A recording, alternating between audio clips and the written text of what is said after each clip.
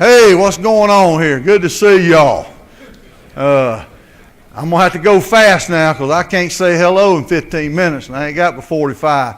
But what a privilege it is to be here with you. And I want to thank Coach Wiley, Coach Alexander. I saw Coach McNally running around here for their generosity. Greatest clinic in the world for $95? My God. That's fantastic, ain't it? Man, it's unbelievable. And their kindness has been going on for years and years. Some of y'all too young to know how long. But this is about 43 years for me. So it's an honor and a privilege to be here. I put this stat up here not to show you what we were. We were pretty good. I'll have to admit that. But the tackles for a loss, that's the key. That's what it's about, keeping it simple. That's what my talk is today. We got 4 basic plays here. Probably no way I'll get through it all, but I'll try to give you everything I know. We're going. This is the first time I've been able to spend the night, so I'll be around hanging out and do anything you want to do. I give up chewing tobacco so I can stay up a little longer now, and I'm doing pretty good. All right, but that's what we do. Maverick, I'm having a little problem. There we go.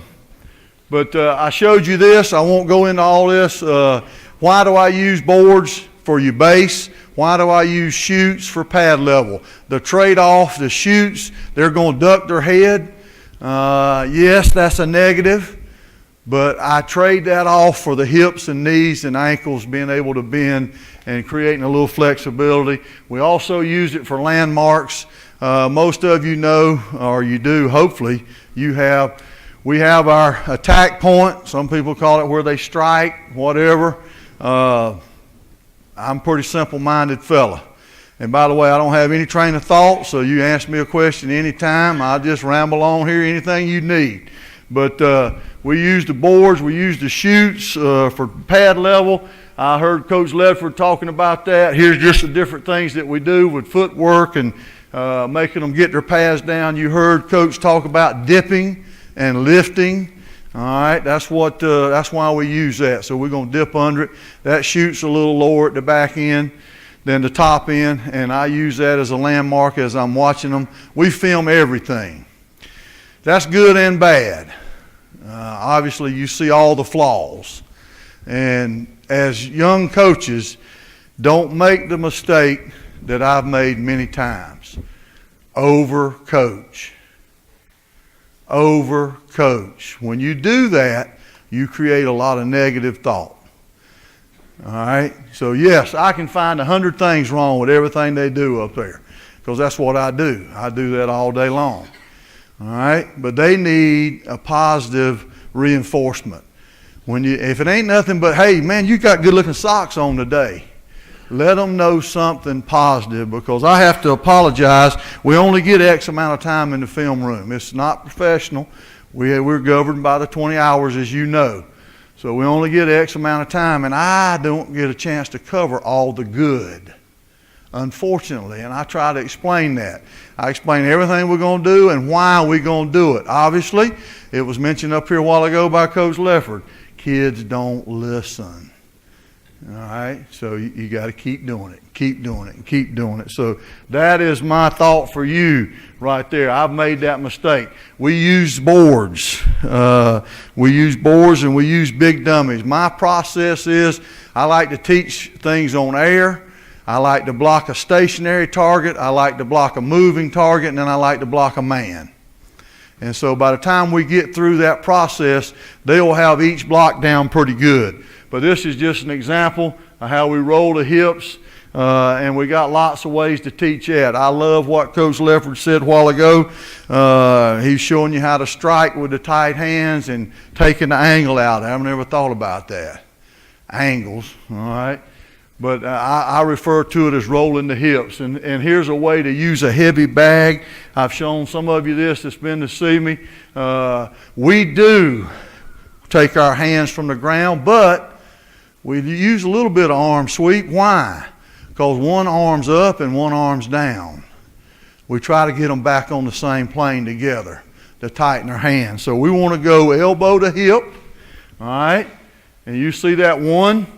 It goes from the ground to try to catch up with the other.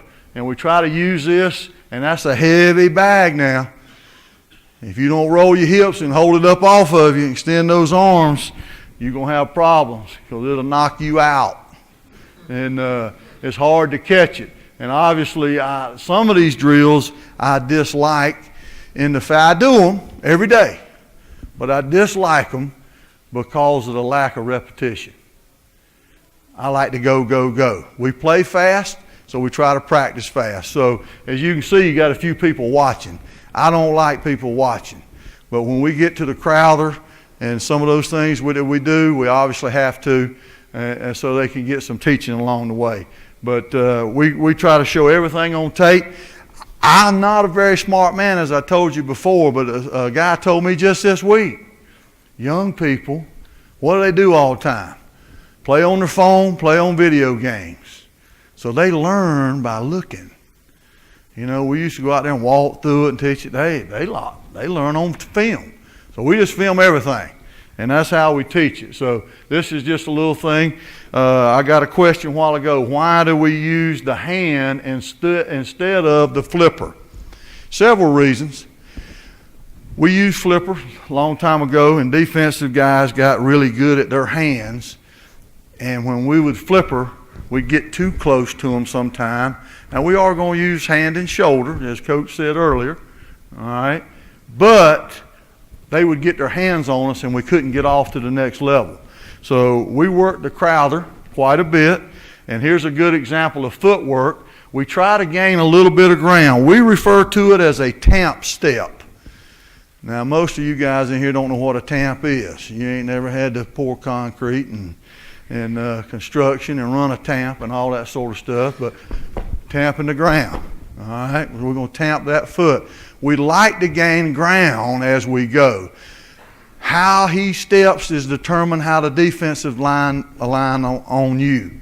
So if he's wide, obviously, we can be a little more aggressive up the field. If he's tight, obviously, we step in with our gap foot first.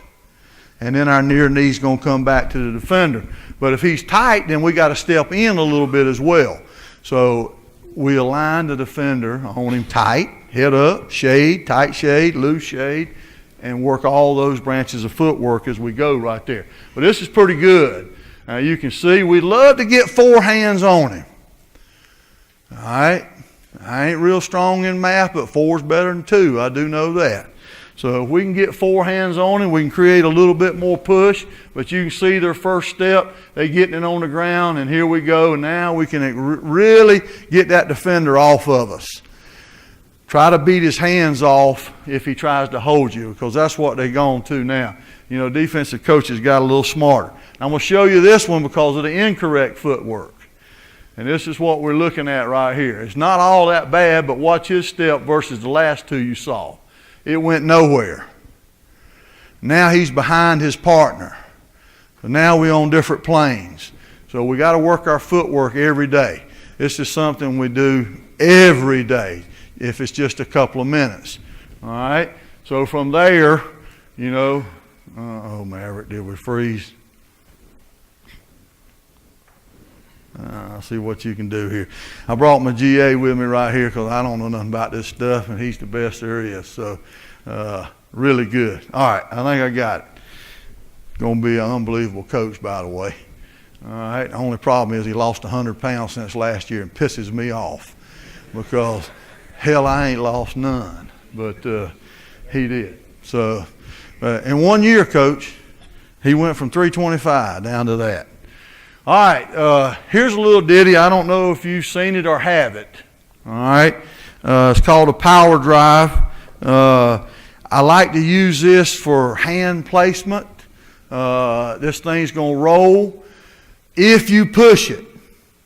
It will not roll if you don't push it. I don't care if you set it on the heel, because there's a tumbler inside, and I can load it down till they can't move it. They can slide it, but they can't roll it. That's how heavy you can make it. So this is pretty good. We work our combination footwork on it. We place our hands. I'm watching their pad level. You can see the dip that was mentioned earlier. We get that pad level down. We'd like to be looking through our hands. and now you got to replace. It's not a realistic thing sometimes, in run blocking. You're not replacing your hands like that all the time, but it keeps them active, and that's what I like about it. And it's really hard to do, and it pisses them off. You can tell I'm a little bit cantankerous old cat, but I make them step on each other's foot just to piss each other off a little bit and get them a little bit ill. Coach talked about the tenacity of your linemen.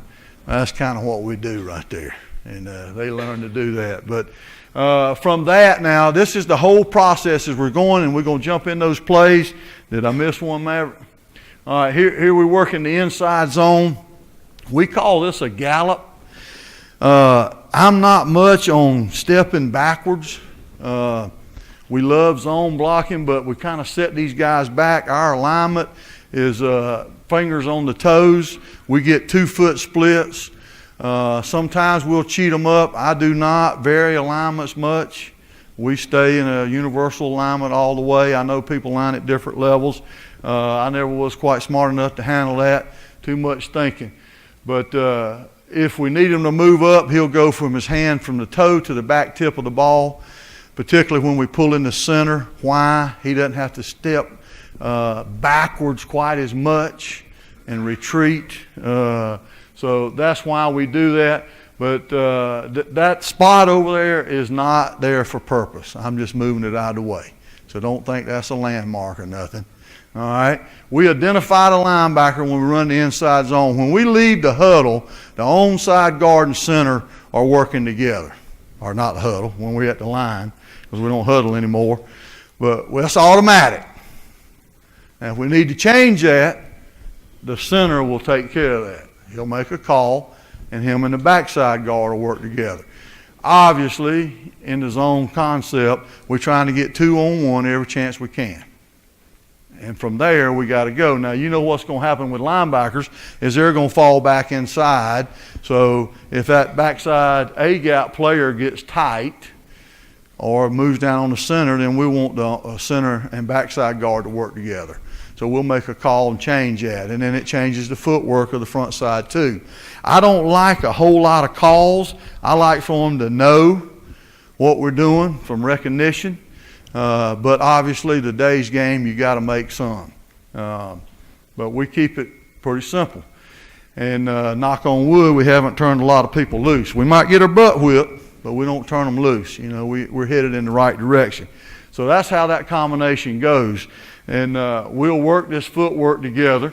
He always tamps his gap foot unless that A-gap player is tight to the center.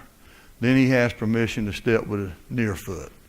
And so it will be a lateral step in that case. So just by alignment, they change their footwork, and we do it over and over and over. We're trying to become better hand users. We don't do that well enough. I've gotten 2 guys over from defense, and it's amazing to me. Defensive guys, all they do is put their hands in your chest, hands in the chest. Unbelievable. They're perfect. And then when they come to me, it's automatically they go outside. I ain't said a word to them. They just automatically put them outside. And I said, man, we just went against you yesterday, and you had them tight. It's just a safety blanket, and they, it takes a little while to feel that, but we do a lot of pushing things, and they'll find out it's a lot easier to push with them hands tight than them hands out wide, and it's just a common sense thing, boys. I know y'all can't tell it, but I'm a little country, and we, we'll push a golf cart, we'll push whatever, might push a truck, it's whatever. That's why we got that power drive. And that's a pretty neat thing. So, but this is the kind of stuff we do over and over. We got to go odd too now. I won't have time to show you all that, but here's the center working with the backside guard, and everybody's footwork has to change. And we do the same thing we get here. We're working combination. We're seeing more 3s and 4 eyes than ever before. Or not 3s. 3s is normal, but 4 eyes. We see a great deal of them. And that's the big point of emphasis that I think gets overlooked. I've heard these coaches say it. I heard Coach Lefford say it. Eyes. Where are your eyes? What are you focusing on? Do you give him a focal point? What is he looking for? A lot of time it may be something, and it's really a crock. You know what I'm saying when I say crock, right? Crock or crap sometimes. But just the thought of when I tell that guard, hey, you see his backside number now before you come off. And it may just hold him on there just a little bit longer. Because, you know, if you make him think just a little bit, you see his backside number. You got to be careful, though, because sometimes they wear single digits, and they don't know what to do now over on defense when that happens. So I've had that question, and he said, Coach, he just got one number. I'm telling him to strike the play side number and breastplate. Well, he's only got one number. So anyway, you got to cover your rear end. You got to give them two focal points. But these are the things. I know you do all these. I'm running through them pretty fast here. But know where your defender is, who you're working to, communicate, talk to each other. We don't make a whole lot of calls, but we do say bump. We do say over, you know, that sort of thing. And then I'm a big believer in this. I don't get with the tight ends very much, and it's kind of funny because we run the power and all that stuff, and very rarely do we get them down there. But I'm a big believer in just having a few minutes of schemes, and you'll see bad footwork here, but we're just going fast, quick schemes, just a few minutes, make them think quickly. Ask them which foot, where's their attack point, you know, where are they going to be, what we're working to. So we get that, and we usually get 5 minutes of this daily. On Thursdays for us during game week, after we do extra point and field goal, they have another probably 20 minutes of special teams going through everything. So I take the offensive line, and all we do is we practice, we walk through, talk, you know, where's our attack point, who we're working to. And then I always throw a defense up there that we haven't practiced against all week long. I always try to prepare for the unexpected. And so I'll throw something up there that they haven't seen. So if they got good ground-based rules, they won't have a problem, and they'll be ready to go from there. So that's kind of what we do. Maverick, I'm froze again. And we'll get into some plays here.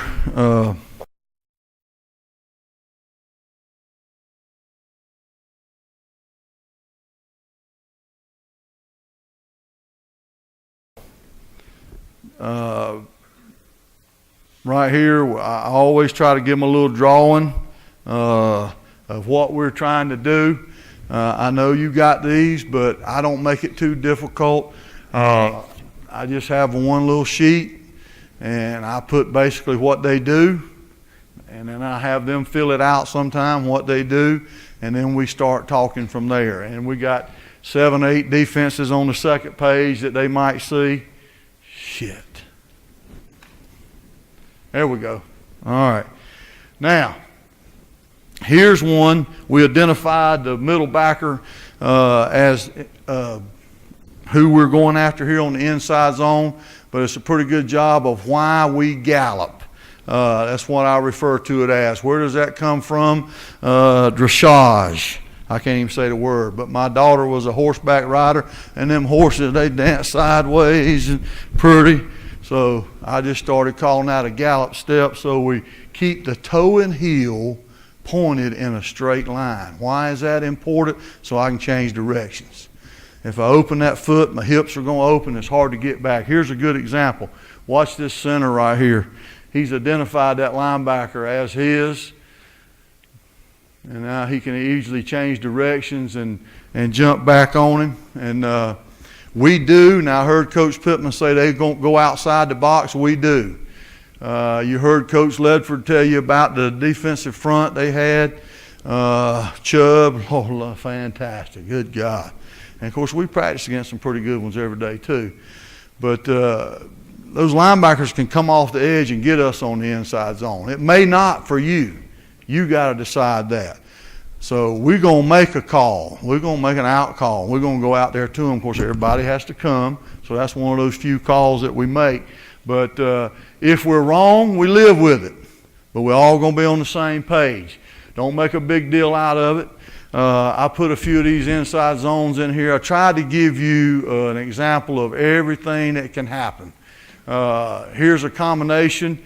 Good gallop by the center. Now they can climb. Good job climbing off on the backside here. I don't like the fact that his knee didn't go more into him.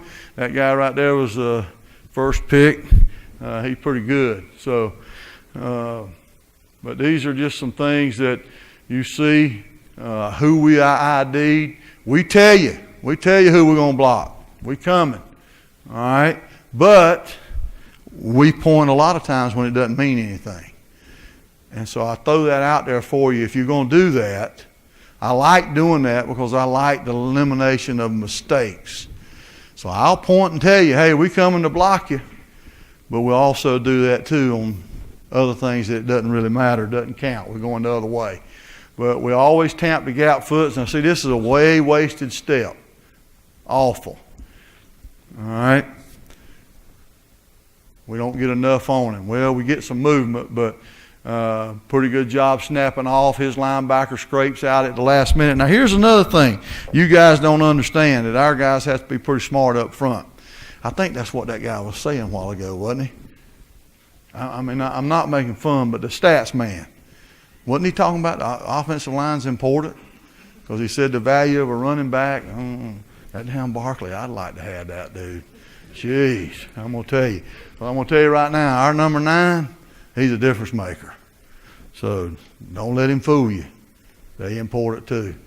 All right? But we don't know sometimes that there's motion. Sometimes we get that call. We're just sitting up there like goats at the gate, man. We're just waiting on, hey, what you want to run? All right, here we go. So finally I told him, I said, well, heck, man, you got to give us a little bit of warning now. If you want me to climb off to that safety there when that boy vacates, how about telling me sometime? So we'll put a buzzword in there every now and then, and if it's going to affect us, because sometimes it does. But, you know, they'll motion to the play, they'll motion away from the play, and all I want is them to tell me so I can tell my guys, hey, there's going to be a box change, boys. What does that mean? The linebacker's going to move over and the other one's going to come in there. So and we'll take care of it from there. If you'll just let me know. And so we have learned the names for motion. Everything we do is one word. One word. So we're allowed to play fast or we can slow it down. But every call is one word. We don't even have a snap count. We just run the same one all the time. So now, how do we get away with that? Because I teach that quarterback. I teach him. Not the quarterback coach. Hey, hold them numbers. We always say 2 numbers in there in snap count. Hold them. 19. 19, go! So we can slow it down right there. That's the same as going on too, ain't it? So we eliminate all that worrying about different snap counts. Just change it up. Change up the how fast you spit it out there. So we've been very fortunate, able to do it. So it's a pretty good job by the tackle prying back here, just to keep the runner off of us. Now, why? Coach Wiley, you're going to like this now. My wife don't care nothing about football. All she likes is the paycheck. But she don't care. I'm telling you this now, you can cuss me, anything you want, but don't talk about them offensive linemen. She loves it when they get on me, but she'll fight your ass over them boys. But she was sitting there watching tape with me after this game, and she said, why didn't he just run right there where that big hole is? I said, well, I'll be damned if I know, honey. That's what we've been trying to get him to do. Coach Pittman made a great point a while ago. Yeah, it's pretty simple. We're just reading the first guy past the center right there. But now we teach them, hey, now we're going to read the backside backer. How does he flow? Hey, tell me what you want to run. We'll get it. Now, I will say, I got 2 of the smartest young coordinators. They're unbelievable. They're fantastic. And they just asked the old man, can we do that? And I say, yeah or no. So, I don't know no football, but I've seen a hell of a lot of it. So, I'll tell you that. But anyway, these are some average old Joes up there that are very loyal. Listen now. That's what we recruit. Loyal, disciplined people. Okay? They ain't the greatest players. Some of them didn't have no stars. That one right there? The day I offered him, what did he say? Coach, I don't have no stars by my name. He was from South Georgia down there. Hell, they didn't even know where his high school was. I said, that's why I like you.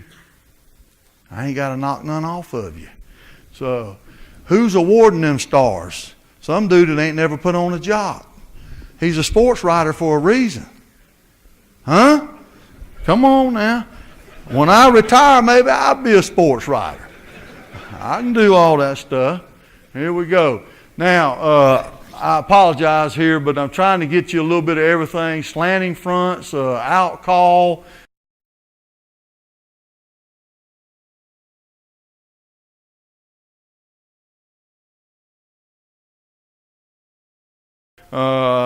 You stop me, split flow. We do a little bit of all. Inside zones are number one play. How many times we run it? 200 and 300 times or something. Anyway, it's over 10 times a game, 10, 12, 15, because all the RPOs are off of it. Now, that was hard for me to learn that, what's the acronym? Because when you grow up in the country, all you've ever heard is RPMs. I don't know nothing about no RPOs. So, but I can tell you about RPM. So that was the hard part. But here's different fronts. The split flow affects the linebackers. We got motion and split flow up there. So these are things we have to know. Good job of this tackle just slowing down. We call that sifting through. You know, you don't have anybody to climb to. But now, we don't do it all the time. It depends on what these two are doing. Why? I don't like to have a guy on an island. Some of y'all don't mind one guy blocking that one guy. Let me tell you why. Brent Venables, first day of spring, we saw under, over, odd, bear with every twist and every stunt. First day, I got two dudes that ain't never played. I can't even teach them how to run a base play. And they said, well, we ain't scheming you. Shit.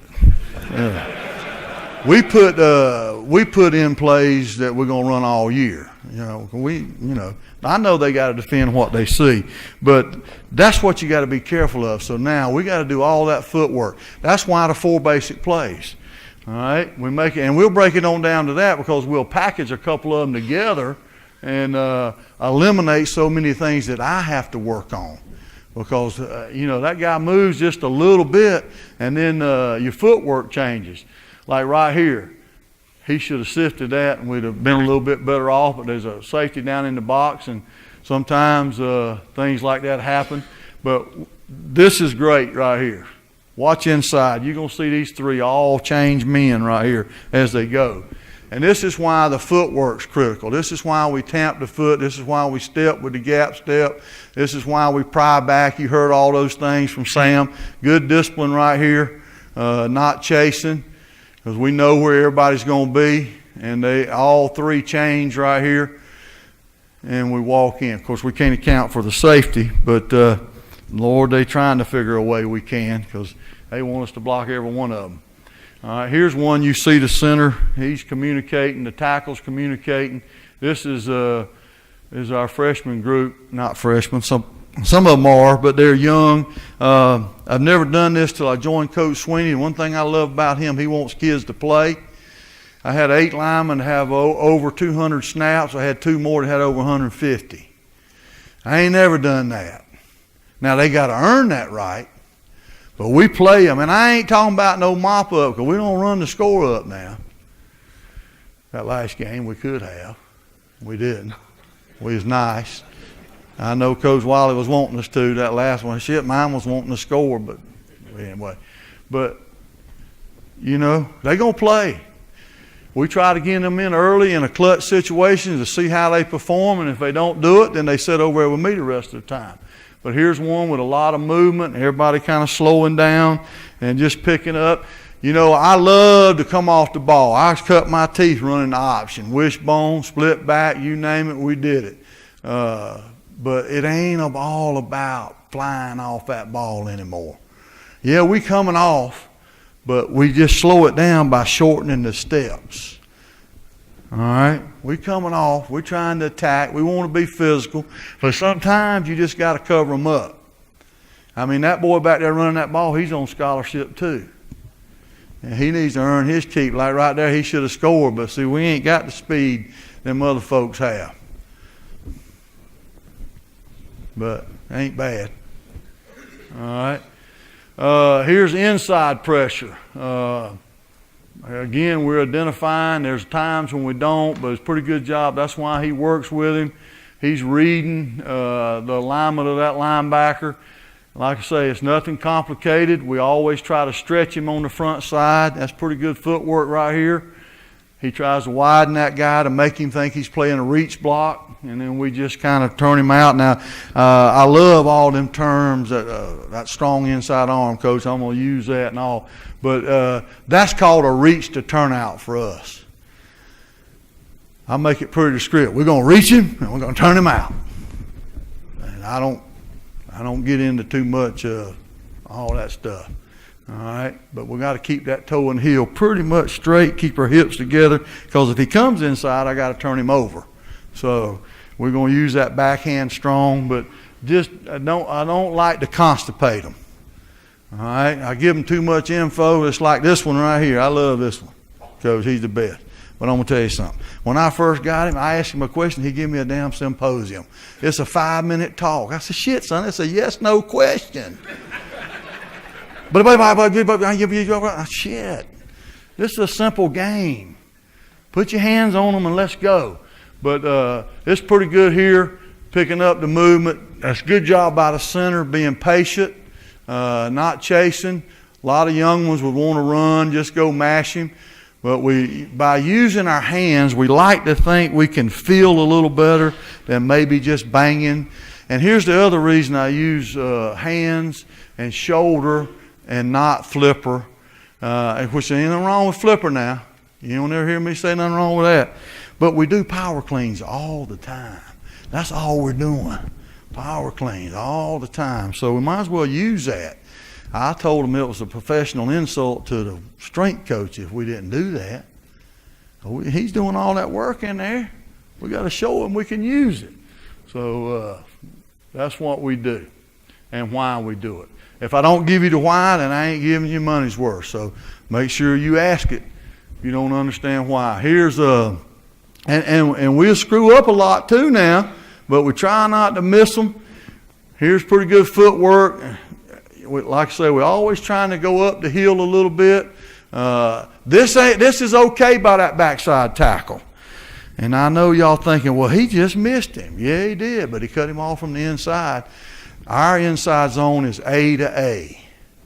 A to A. If we wash one through A, then he can go in B. But we're running A to A. And so he sees that creeper, he's got to get that 3 technique cut off. So I can't ask him, hey, you step easy in there, keep your shoulders square. Crap, put your hat between the defender and the ball carrier and let's go. And that's what he did. And I don't have a problem with that. So if he misses, then that's my fault. All right, what happens if you got a silent count in the center? He's got an ID. Well, he's already made the ID there. What do we do if there's a 5-man box? We lock it. We're going to block 5 for 5. Automatically, the backside tackle will sift. What does that mean? If the linebacker creeps back in, then he's going to slide on through there and work up. Here's your coaching point. Anytime we lock the box, we double the shade. Anytime we lock the box, we double the shade. We don't care if he's front side or back side. Why? Because if there's a 3 technique, then that onside guard, he's man blocking now. All right, he's going to step with the inside foot and make sure nothing crosses his face. Well, if they twist, then I can pass him on. But if I step outside foot, I can't pass him on. So that's automatic when that call is made. So that right there alone, if you don't learn nothing else, you done learned something right there. Probably already knew that, but there you go. All right, got to have communication here. That's why it's tough when we go silent count. We got our head down. All right, and that guard there's got to help us. He's got to alert him. That's why you see that hand right there. Flash at him. Let him know, hey, he's back in there now. The lock's off. We're rolling. So we see every kind of front. Nobody sits still. Everybody's going to slant and move, and we kind of grown to like that. What happens when they just roaming around? They got where they do this now. They'll just roam around. You don't have a clue where they are. Well, you run tracks. What does that mean? Everybody's going to step play side foot, and here we go. It ain't real difficult, boys. Don't constipate them. Watch them. All right, just step play side foot. Now, that's awful. And we say that. One thing in my room, you're going to learn to take responsibility for your actions. If you don't believe it, just ask Maverick. I said, what is that? That's awful or shitty. And, they ain't supposed to be saying them ugly words, but we do sometimes. All right? But that's all the questions. Give me a question now. Here you go. Here's a 5-man box. It's an automatic sift, like I say, if he sees that come back in. Now, what happens? Oh, Lord, we're wrong here. We don't have a shade. We got 2 zeros or 2s or whatever you fancy folks call it. I just call them head up. All right? So he should be favoring the side of the linebacker. All right? He went to the wrong side here. He should have told those guards what we're doing. Now, he did pry back, but he got our footwork wrong. But technically it's right because he stepped over here. That right guard right there you saw duck his head, but he mashed that dude. He's a 4-time state champion wrestler, came from defense, don't know shit from Shinola, but he's tough. Coach, if you got two G's in that 5-man box, would he still step to the side of the linebacker? He will wherever he IDs, yes sir. Like I say, first thing I do in recruiting, I got to find people that can overcome their coaching. Okay, I like smart guys because they have to fix my problems. All right, here's an out call. Here's all the little things. Now you look at the left tackle. Why? He opens a little much here. What I'd like for him to do, all right, is tap his feet towards that 4-eye and snap out to that end. Why? Because now everybody's going to twist. The big thing now in the inside zone is, hey, they're going to loop that end back in there when the back's away or to his side to become the extra linebacker. So we get all kind of twists. Now he goes out there way too quick. We like to make it look like we're comboing him up and go, but everybody's pushing over. This is not good here. We should have sifted a little bit right there and helped him, but he knew he had that back there with him. And we'll have the same side back. We'll have him on the play side, back side, everywhere you can put him. So this is all the odd stuff with an out call. This is a little better. All right, should be going through them. Be patient. What's the hurry? What's he going to hurt out there? We're running in here. All right, don't run the risk of losing it on a twist.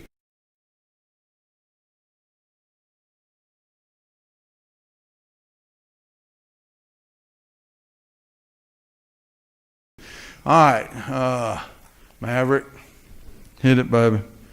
Come on, I got to get out of here. They're going to run me off here in a second. All right, goal line, it don't matter. We run this play everywhere, anywhere. Sometimes the tight end's attached, sometimes he's not. I'm getting nothing.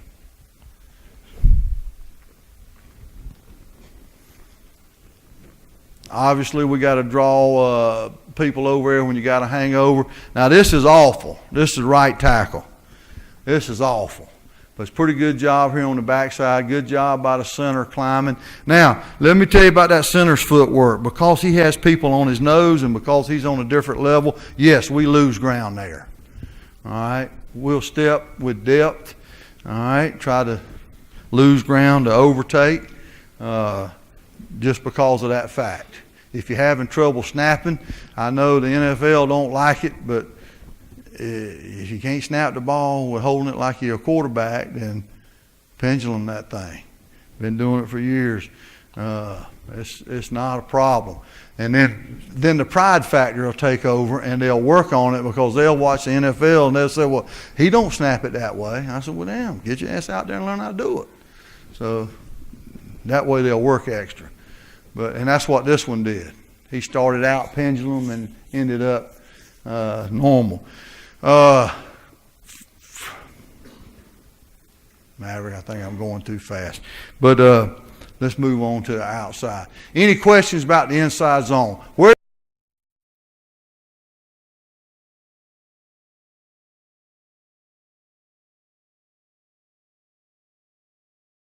does the back align? Depends on his speed. Normally his toes are at 6.5, but if he's really fast like number 9, he may get at 7. If he's slow like number, what was choice, 26, then he might be at 6.5. But here's all the things. I wanted to show you this right here. Like I say, we're a little bit different. We're trying to gain a little ground. Now I'm going to show you 2 clips here. Watch this tackle. All right, he opens his toe too much. He's got his foot a little too open in the stance for me. Remember now, I'm old school. I started in the day when you had to have your toes straight ahead. I'm not to that extreme, but I don't like him get too open because it makes this kind of step right here. Looks pretty good, but here's what we want. Let's see if we can get back to it. Just a slight bit of difference. Watch his step. All right, we want to be a little bit more aggressive. All right, now, we won't see a whole lot of sweep out of a 2-point stance. Why? Because both hands are already swept. So they're going to go straight from his knees there. I do use my hands if I'm changing direction. So if I'm opening to the right, yes, that arm will help me open. I used to use the term like cranking a lawnmower, but you modern youngins, y'all electric start now and ride. You don't pull nothing.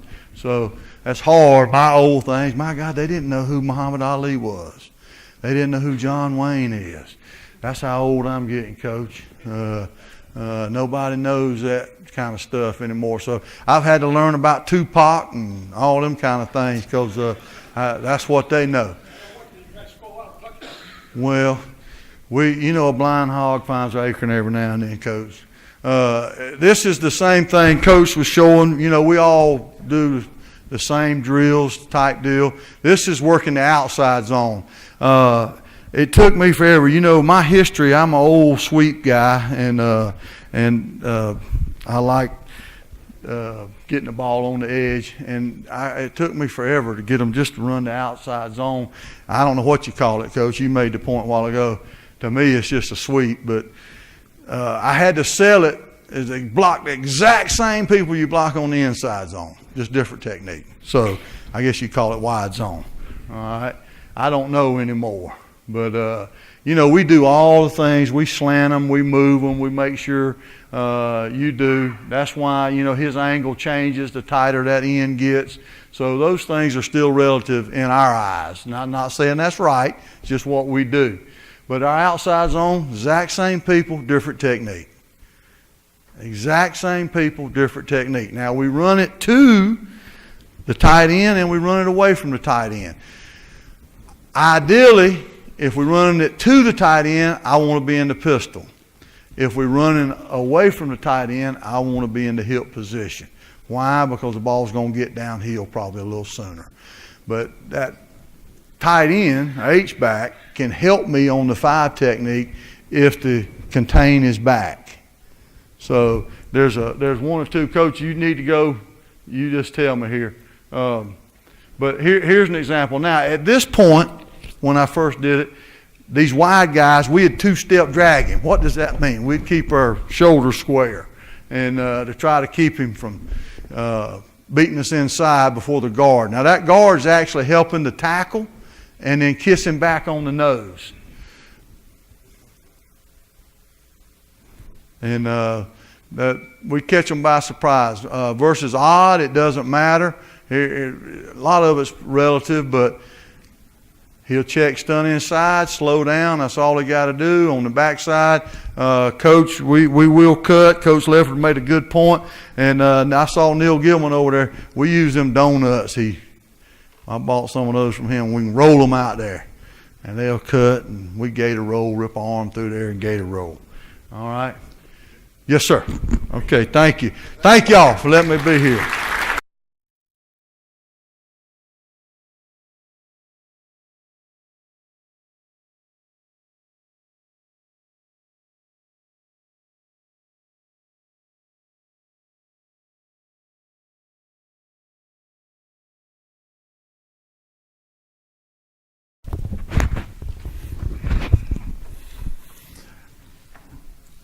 Really great to be here. I know that sounds like a cliche, but this is really cool. It's really cool to me. I've been coming to this thing for a long time. It's hard for us West Coast people. You know, I kind of envy some of you guys that drive, 3 hours. That's a tough haul. I think I got here at 3 a.m. last night, which is really only midnight for me, so it's not too bad.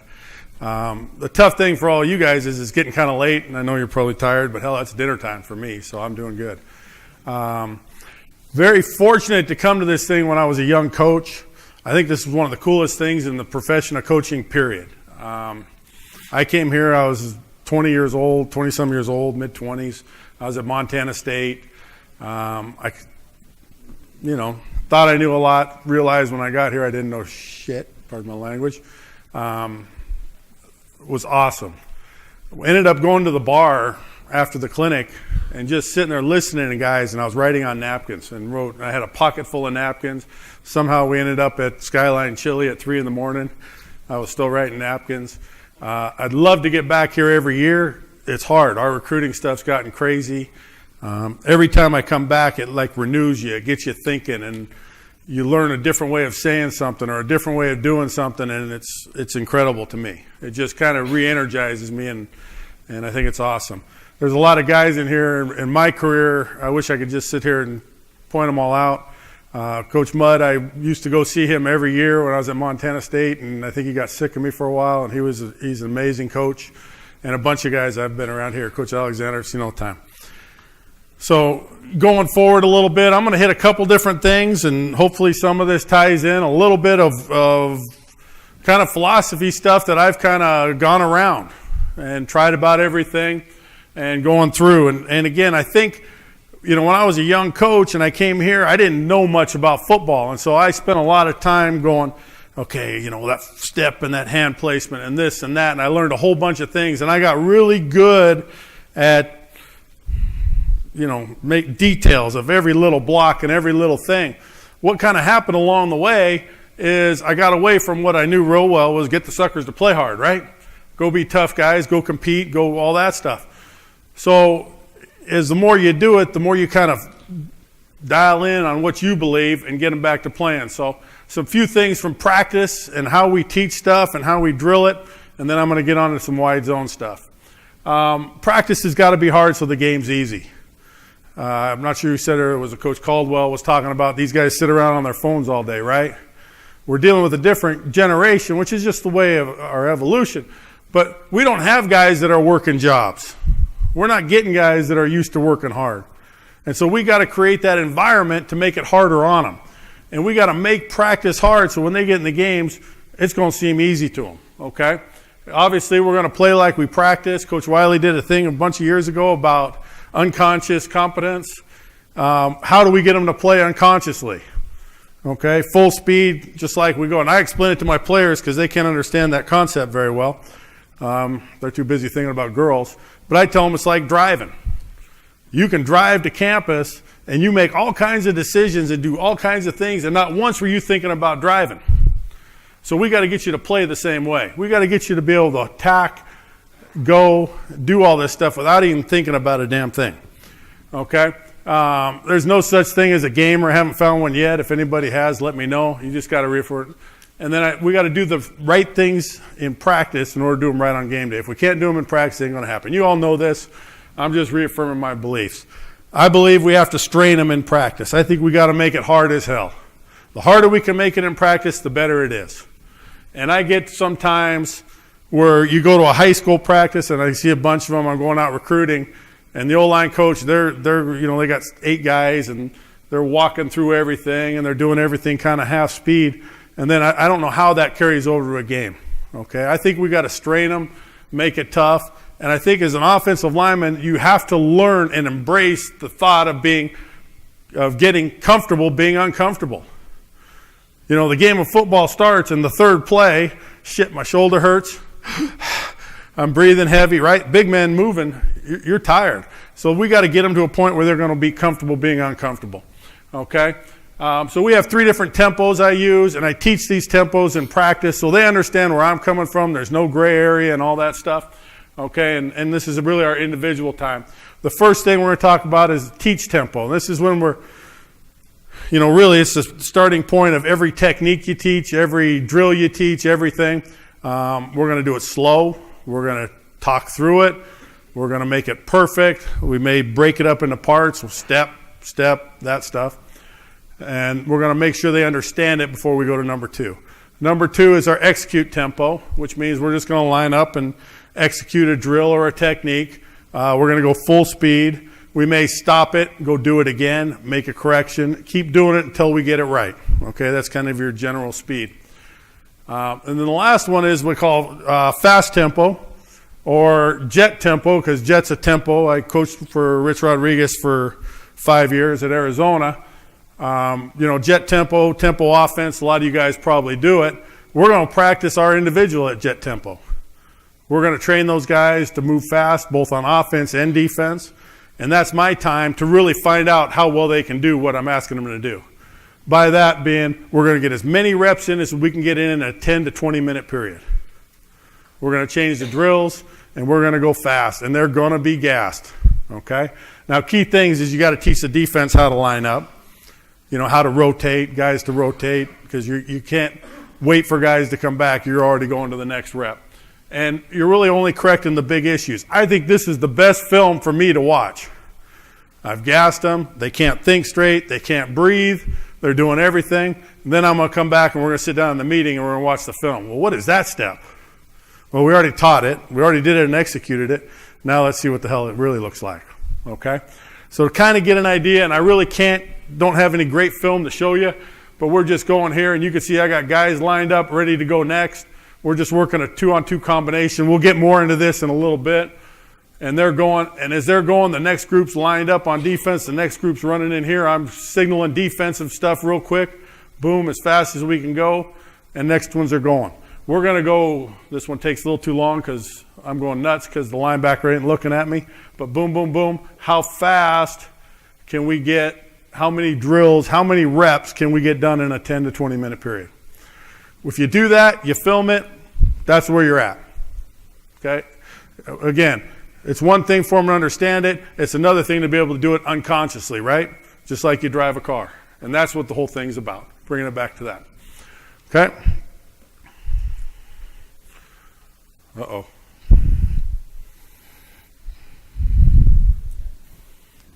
Robbie, I might have to borrow your guy. Mine's in Oregon.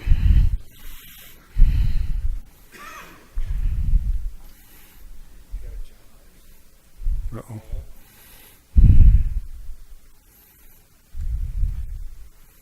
We're good. Okay.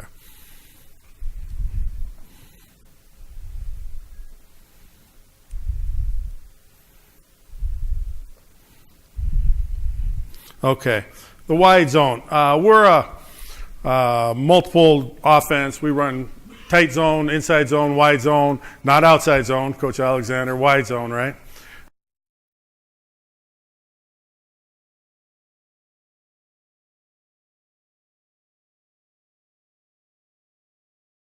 Okay, and then we run gap schemes, counter, and power. We kind of do a lot.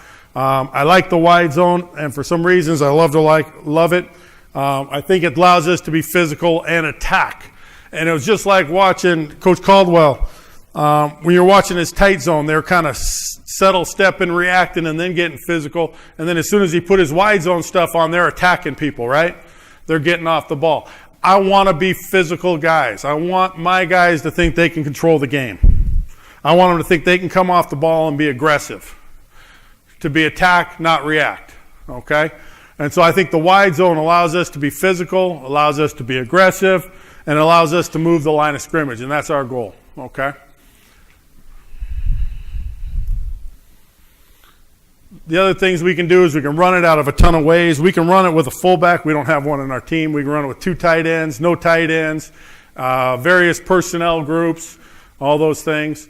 It allows us to marry the run and the pass, and earlier we talked about the keeper game off of it, which is awesome.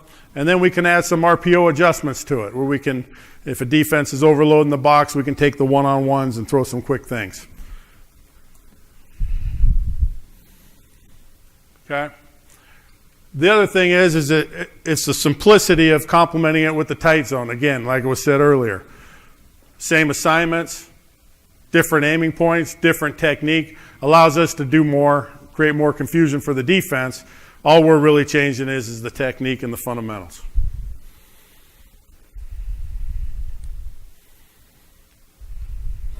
Okay. Here's another part, and this kind of fits into what your offense is. Your quarterback doesn't have to be a great runner. Now, it doesn't mean we can't read the wide zone. Doesn't mean we can't do that part of it. But what it does mean is he's not the primary deal. We can create more conflict on that backside end read if we want to do it. We're stretching it further from them. And a lot of people defenses are getting pretty good at playing games back there, right? To mess up your deal. Okay? And the other is it limits the number of hits on the quarterback. We have a pro-style quarterback. We want a quarterback that can throw the ball. Great. Spread the field. Make them play that. Okay? That'll open the box up for us. But this is another way for us to limit the deal on the deal.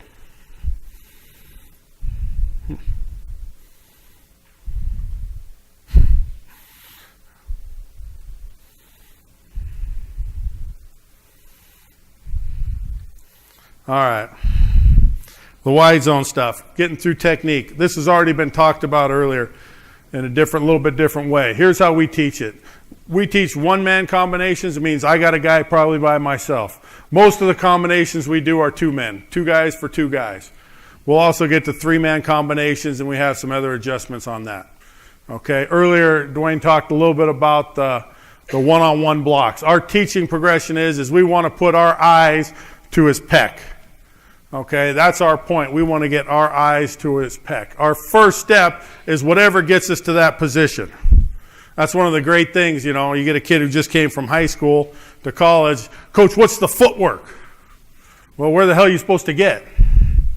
His pec. Well, what's the footwork? Okay, hold on. You got to go take a dump. If the bathroom's over there, what's the footwork? If the bathroom over there, is it the same footwork? Right? So whatever footwork is whatever gets you to the position. Okay, that's the position step. The second step's the important part, though. That's the crotch step. We want that second foot going right into the crotch. We want it driving to it. Okay? Now, the same thing we were talking about earlier about that inside lock hand, we're the same thing. We want that inside lock hand on the bottom of the rib cage. We want to stick it in there, lock that thing in there, and drive it. Okay? So this is back to just teaching it. And we're starting with guys that are head up. This is a guy going left, guy going right. We want to be on the pec. Whatever first step gets them to the position. Second step should be to the crotch. His is way too tight. Okay? Then come back and get it going a little faster.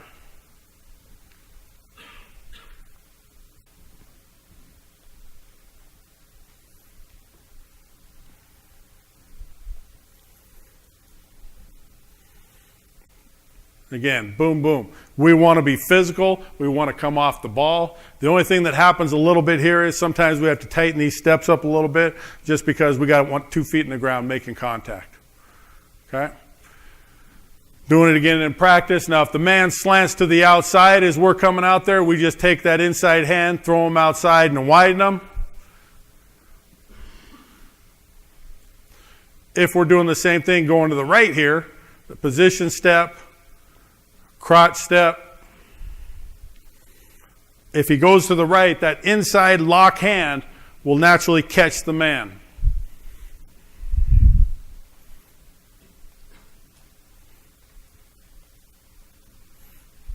Well.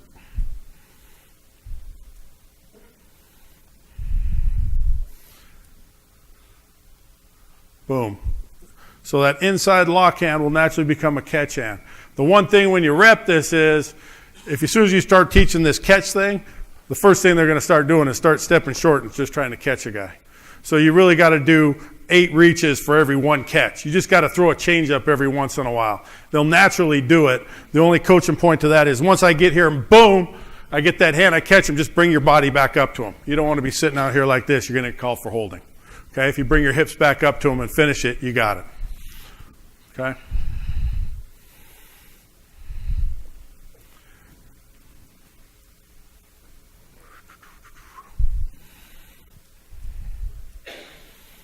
So, right tackle over here. Okay, I don't like this because I think he's getting knocked back too much. Okay, and he wasn't strong with his lock hand, but it gives you kind of the idea of the steps. This is from the spring, so it's a little bit better. Second step there, goes outside, throw him outside, and keep going. Okay, now to the 2-man combinations. So we teach the uncovered guy and the covered guy.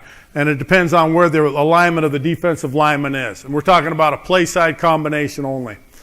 For the covered guy, the first thing now is the aiming point goes from the pec to the armpit. We want to put our eyes in his armpit. First step's the same position step. Second step's the same crotch step. Okay? And we're going to take that inside lock hand now because we have a helper coming. We're going to put it in the middle of his chest, in the sternum. Again, emphasis. We want to come off the ball.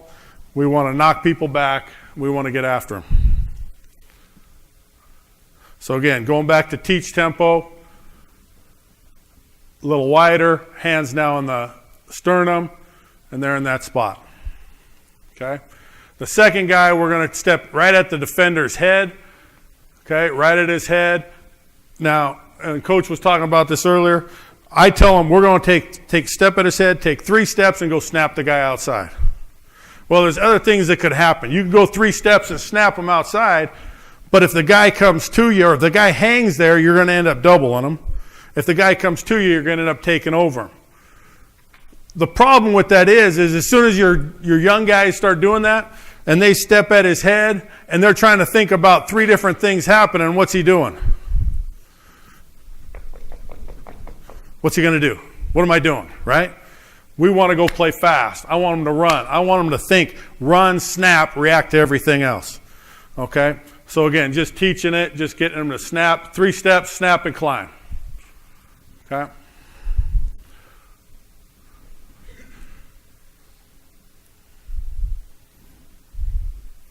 So now we work it as a fit.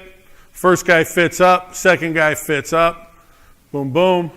We're driving, we're snapping, and then we're climbing. Pretty good. Second step to the crotch. I like it. Pad level's not bad. Hand in the sternum. Here comes the next guy coming through with the snap.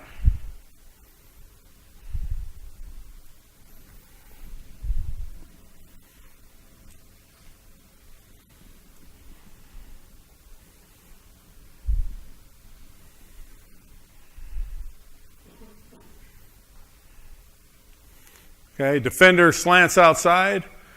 I basically talked this about like a T-bone. 2 cars come to the intersection. I'm coming off straight. He's going that way. His ass should be moved wide and far. Okay? Running 3 steps, snapping and climbing. If there's not there in 3 steps, get vertical right to the backer. Okay? Defensive lineman slants in. Boom. Keep going. Work up. Good job. Coaching point for the guard. In this case, don't lean back on the guy. You're going to be beat to the outside all the time.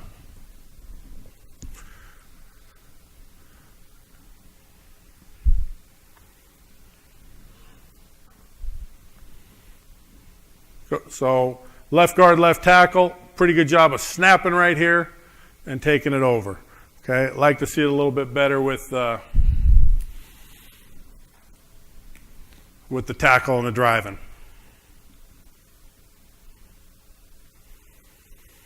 Bad footwork with the second step. But it turned into a nice double, and the big thing we want is movement. If you really get down to it, our biggest thing we're trying to do is get on their side of the field. If we move the defense and we're playing on their side of the line of scrimmage, I don't care who the running back is. He can go get yards. Okay?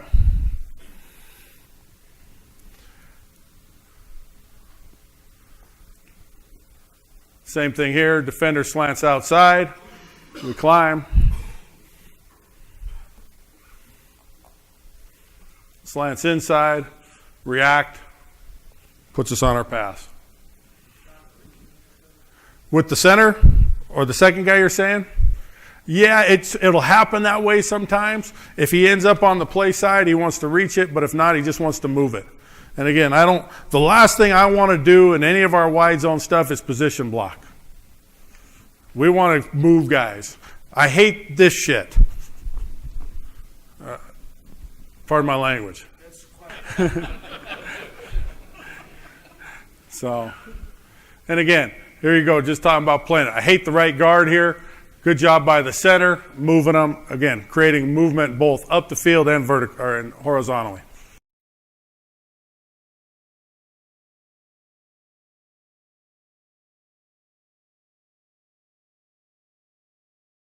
And horizontally. Okay? Now, a little bit different when the defender's shaded backside, when we have that 4-eye, which we're seeing more and more nowadays. This is where it gets a little bit different. We still step with the play side foot, but our whole deal and our whole teaching on this thing is it's all based on where the linebacker's aligned. So our track, our aiming points, our footwork, if the linebacker's inside, we're going to work vertical through the outside guy. If our backer's cheated play side, now we got to set ourselves on a track to get that linebacker. Okay? The uncovered guy is going to treat it more like a man blocker. In other words, he's going to take his eyes to the play side pec. He's going to get the second step to the crotch, and he's going to get that hand on his inside. So backer's inside. We're going to stay pretty square, crotch position. He's a man player. We're driving, turns into a nice combination, and we come off on the backer. Okay, here's a center guard, same kind of scenario. I don't like the leaning back. That's the one thing we got to kind of stay away from. We turn our shoulders back, we're in trouble.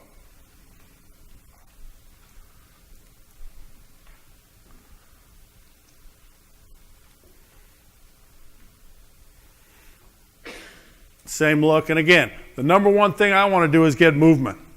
You want to screw with the 4 eyes, knock their ass back 2 yards, put those backers in a bind. Run that last play back, Coach.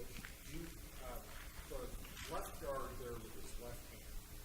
Do you want that on the tackle or do you want it? It depending on what happens, I like them to get onto the guy, okay? The down guy.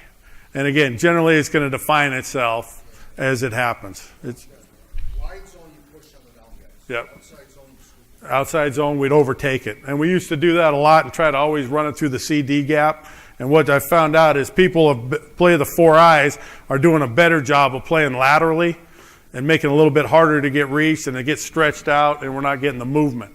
Doing it this way, get a lot more movement, a lot more options for the back. Okay.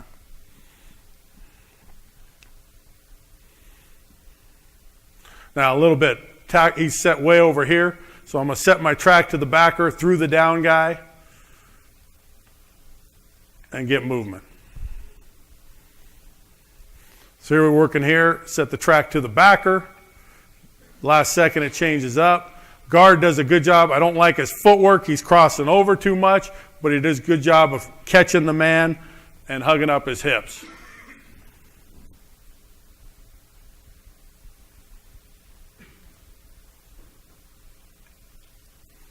Here we go again. Set the track to the backer, go through them, and move them.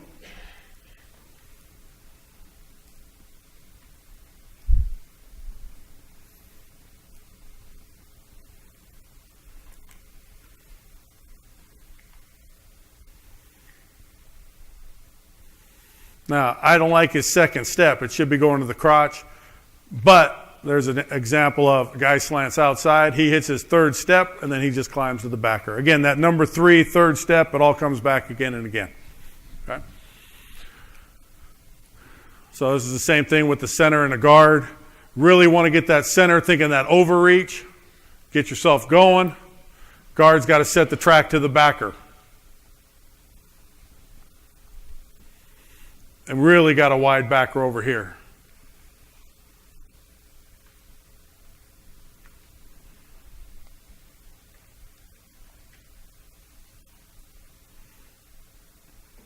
Now, again, what we're talking about. I don't like this.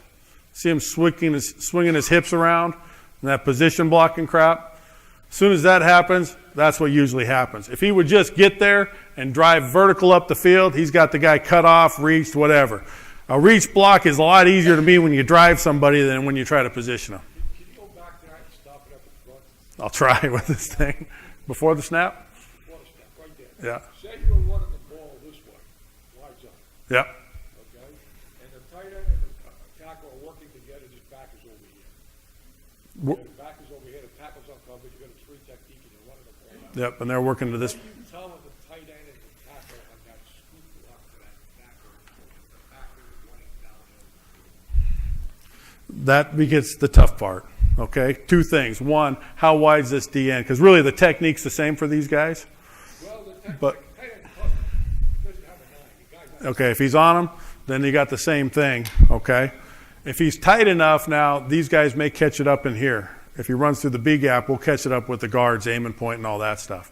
If it's an issue, that one becomes one that you got to be ready to work in a game plan deal. If they're trying to hit the gaps real quick. Well, what we found was that when we started the block, that linebacker's coming downhill, we're telling the back man to go outside now. Get out there. The only thing, yeah. Because sometimes the tackle can't get up in time to get the guy, but the back's now running over you. Right, unless that ends chasing you outside. Yeah. Is there anything you work on to get your guys to press and vertical to shuffle? What do you do? Just drill the hell out of it, I'll be honest with you. Just drill the hell out of it, expect it, show it to them on film, redo it, get it right, then do it fast and see if they can still do it right. You know, kind of the same thing. Okay. And we do the same thing, tight end tackle, Coach was talking about. It's kind of the same thing. Every once in a while, you'll get a guy in there, okay, a backer where we get a pretty good deal.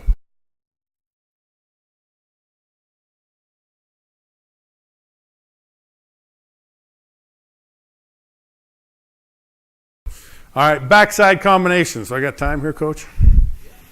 Okay. On backside combinations, our aiming point's pretty much the same thing. We're going to the armpit, okay? There's a couple little different things. We'll also say backside shoulder to play side knee. Meaning if the play's going this way, I want to take this shoulder and get to the knee of that man. Okay, and you'll see how that fits in here in a second. Okay, the covered player, as long as this guy is kind of head up to inside, the covered player is going to go through his play side armpit. Everything else is the same. Position step, crotch step.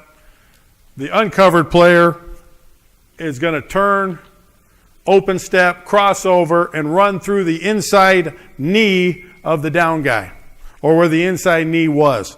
So I said backside shoulder to play side knee. If that guy's there, I want this shoulder to get where that knee was. If the guy stays there, we're going to double him, I'm going to cut him, or if he moves away, I'm going to work vertical up to the linebacker. So I'm always setting a spot for him to get going to. Again, I want him to play fast. I want him to go. I don't want him to be trying to read it and slow down. If we're playing slow, we're getting beat.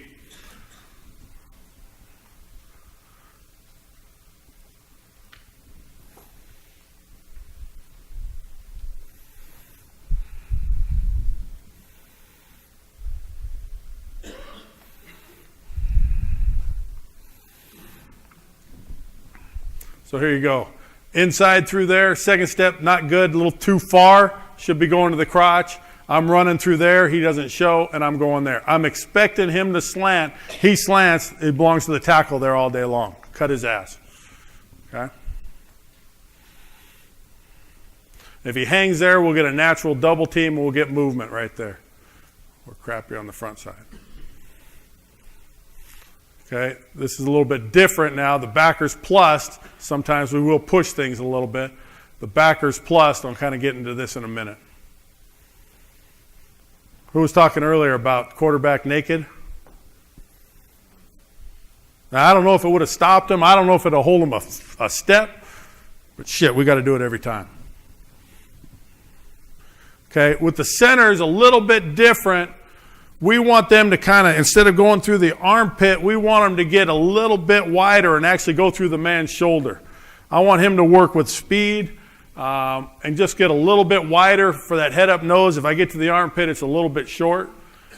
I want to get through there. And so we just do a little drill early on just to get them moving around a trash can. Then you can move the can and offset it and do all those things. A little bit to go on here. Coming back to the fit, again, this would be a backside, center, and guard. I'm through the shoulder. I'm backside shoulder to play side knee, and we go.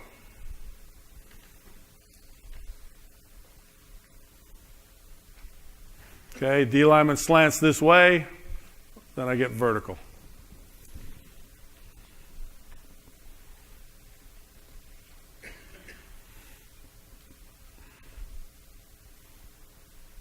Now for the center, if you get through the shoulder, pop it open, keep going. If you don't, turn it into a two-hand push, and again, we're back to getting movement. What I like to do is get them playing a little bit sideways. If they're just going to sit there, we're going to get their ass cut down, right? If they start playing sideways, now they're moving sideways, we're getting vertical, we're getting movement, right? Now we own the line of scrimmage. Okay?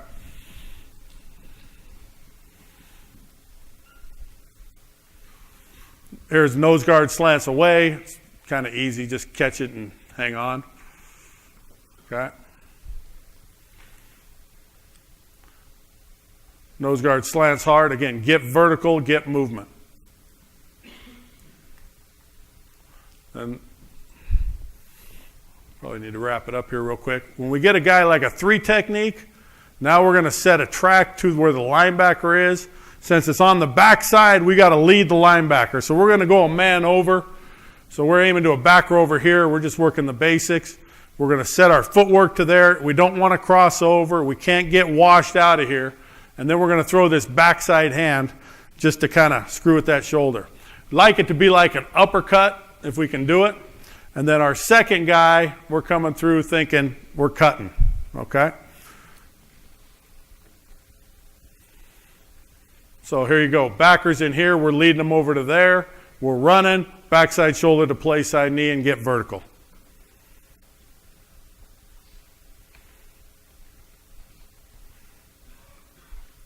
Coach, for your pregame, would you try to fast tempo them pregame too?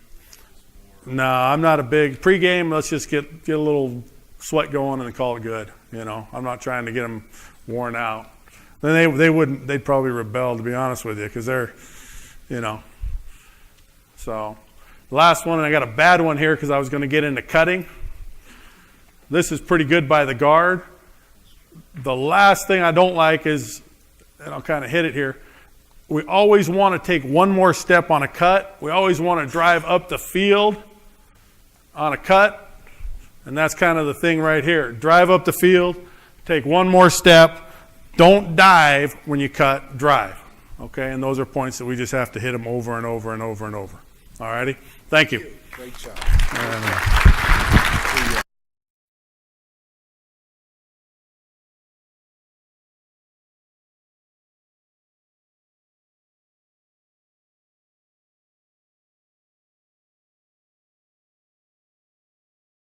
Being here. Do appreciate the time. Thank you, Coach. Thanks, guys, for setting this all up. I used these guys last year. You can imagine the information I got out of these guys.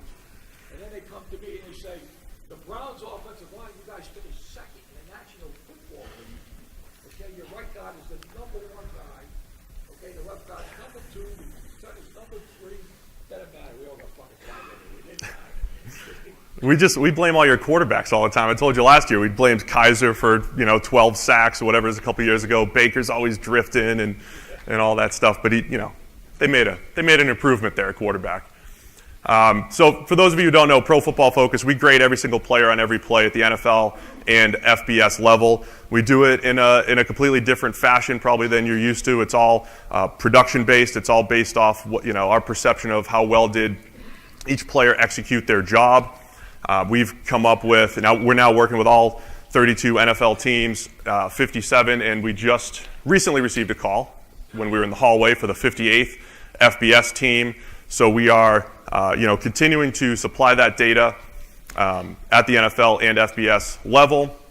It's grading, and it's also an accumulation of stats and numbers, a general view of run concepts and defensive fronts and all these different things that we've seen teams really be able to implement into their weekly game planning, off-season, player personnel discussions, whatever it is. We're really, I think, infiltrating the NFL and FBS level and just making processes easier, more efficient, and maybe even changing some processes and opening eyes to different things. So I want to go through a couple different things. This is titled FBS Defense Rankings. We'll get to those in a minute. But I want to start with some of the findings that we've come up with over these last couple years. PFF started about 10, 12 years ago. We started doing this grading thing. And again, we do it differently. It's all about our perceived production or the contribution to production on a given play. And we've been doing these grades for quite a while.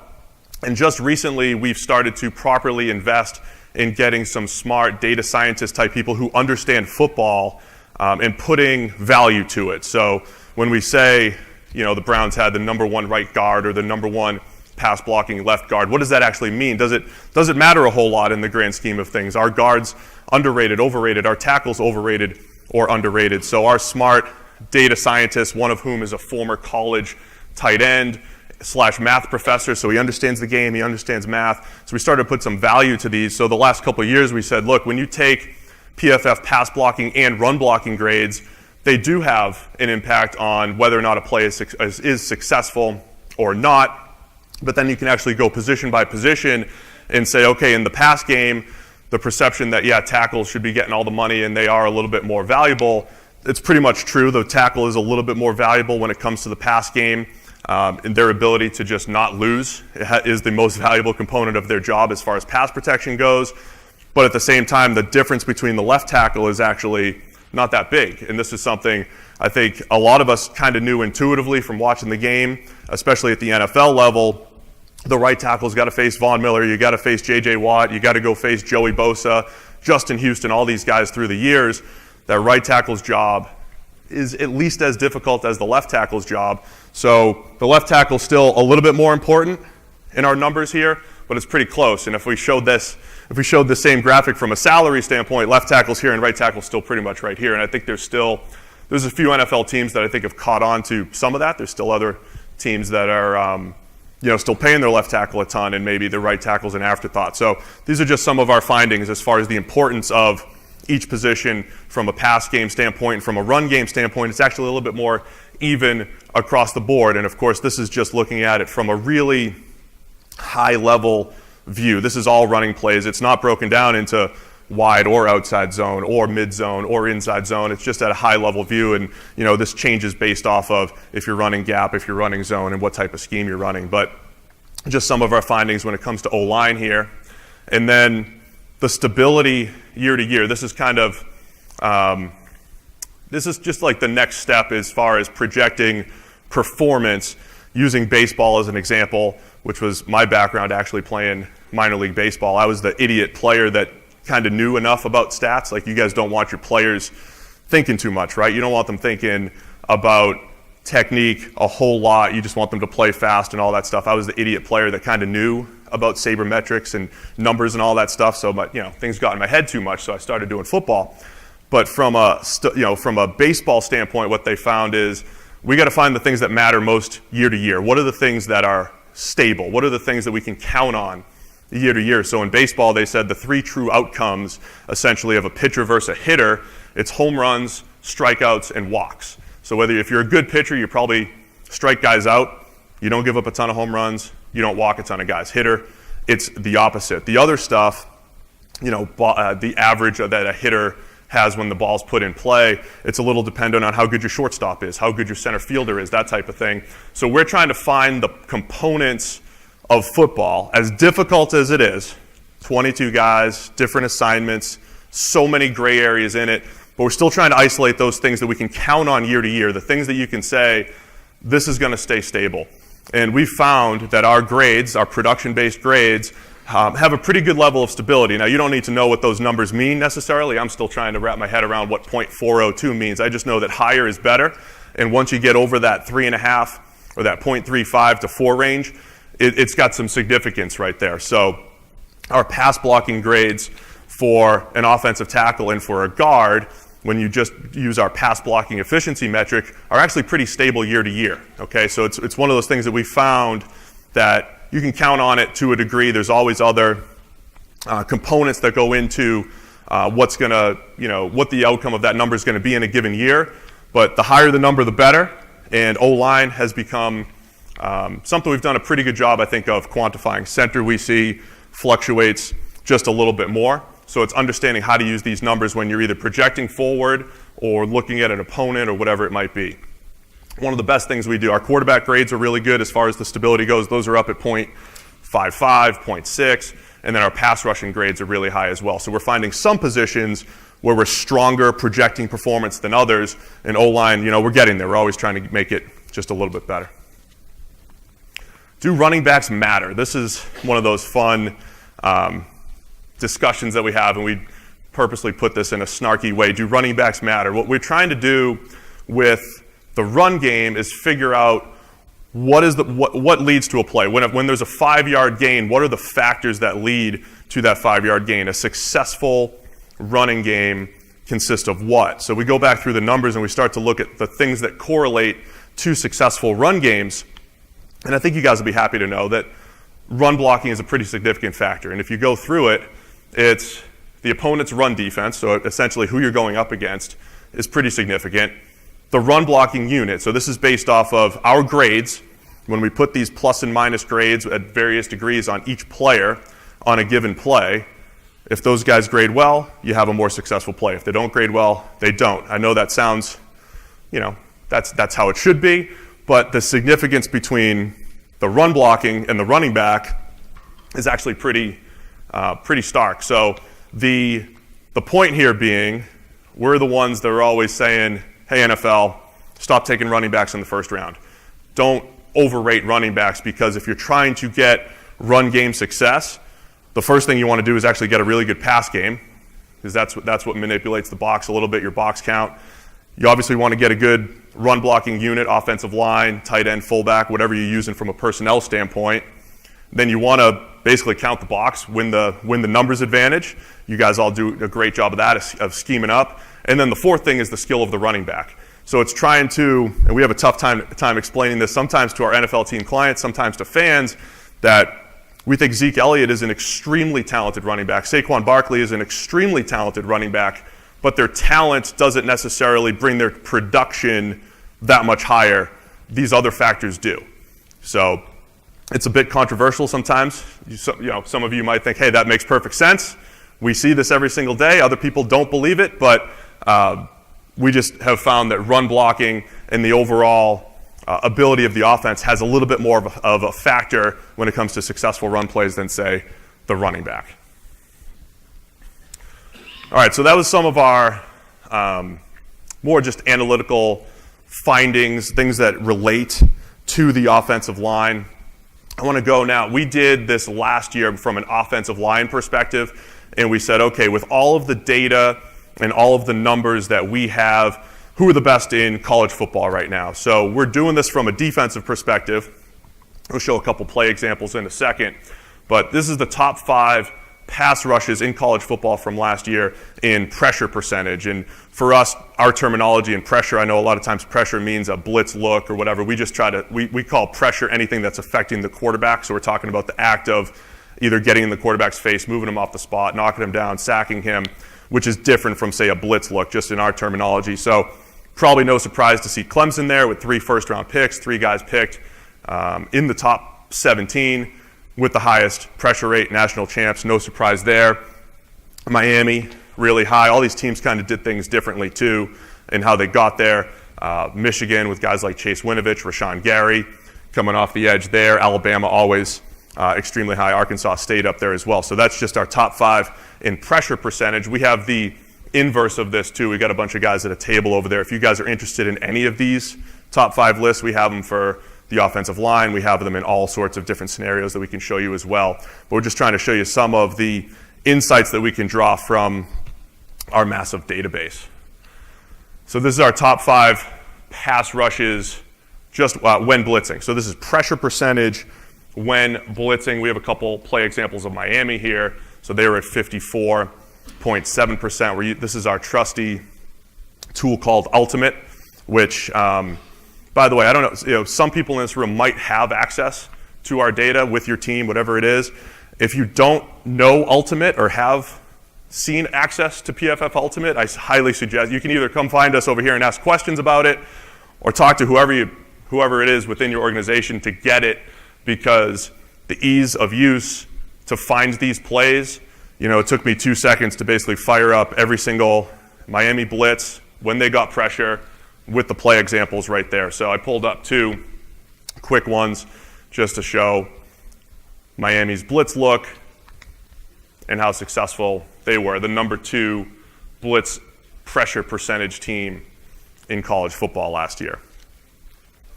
We built this tool Ultimate a few years ago after working with NFL team clients for a few years and trying to just solve a lot of the problems that you guys have, or just, again, increase efficiencies on a weekly basis.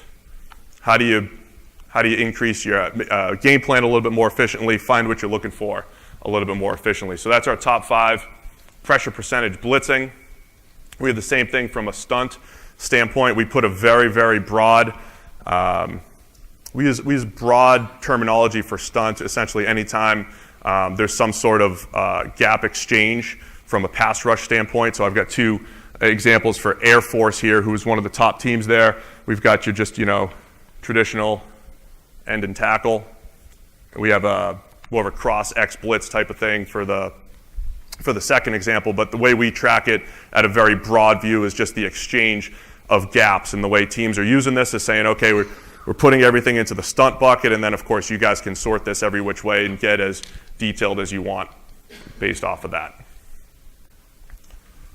Similarly, we can look at how teams performed against certain run concepts, and again, we try to stay very broad here.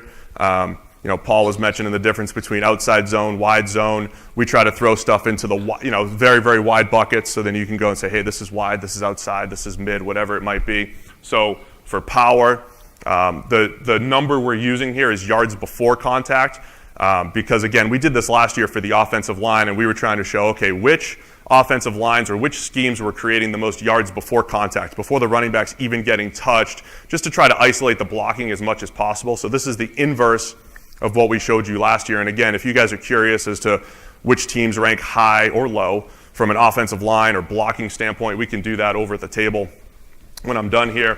But from a defensive standpoint, Wake Forest giving up minus 0.3 yards before contact per attempt against power last year. Just an example of the type of data that you can pull out, the type of data that teams are using, whether it's early in the week, just to get a snapshot of what some of the strengths and weaknesses are of the team that you're going against or whatever it might be.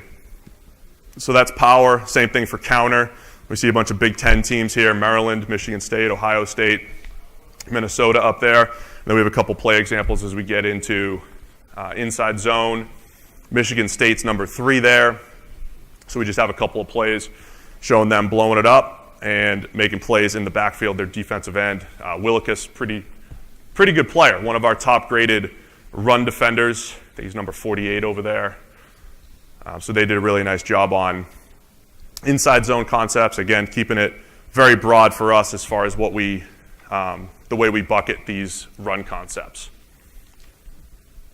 But essentially, any play in the FBS season or the NFL season gets, Brian, how many lines of data do we have now? How many columns? 180 columns for every single play, the things that you can kind of pull out. So all these different data points that you can kind of construct and try to find what you want. So those are the top 5 against inside zone, and then as we get into outside zone, it's Charlotte. And again, you'll throw a couple plays up there as well. They were the best at limiting yards before contact against outside zone plays. And again, this shows we're pretty much given Charlotte versus Florida Atlantic, Charlotte versus Old Dominion, the same amount of love as we're giving Ohio State, Michigan on a play-by-play grading and data collection standpoint. So we have it for every single team at the same level. We can see Charlotte doing a nice job here against outside zone. So yeah, I'm sorry I'm highlighting defense here tonight. We did offensive line last year. I wanted to show the defense, wanted to show what you can do potentially when you're going up against the defense, finding their strengths and weaknesses. And it's something that we're trying to continue to evolve. We've got this massive database. Teams are finding, I think they're just scratching the surface in how they can use it. We've continued to learn different ways that we can use it and help teams, and we're continuing to do that, all with an eye toward winning football games. It's why everybody's here, to learn more ways to be better and to win football games. It's our quest to find what wins football games at the NFL level and what does it at the college level, and we try to use all that data, and that's why we have every NFL team as a client. Cross that off. Make that, just write it in right now. 58 FBS, I'm just kidding. 58 FBS clients, and we put a lot of time into it. There's over 500 employees all over the world doing this work, putting the effort in, over 50 hours of video watched each game, and we take the data very, very seriously. We do a first run on it. We do a review. We review the reviews if they need it, and just trying to add as much context as possible to every single play. So I appreciate the time from anybody. If you guys have any questions or if you want to see any of those top 5 lists, whatever it is, we're out here at a table. Thank you, guys.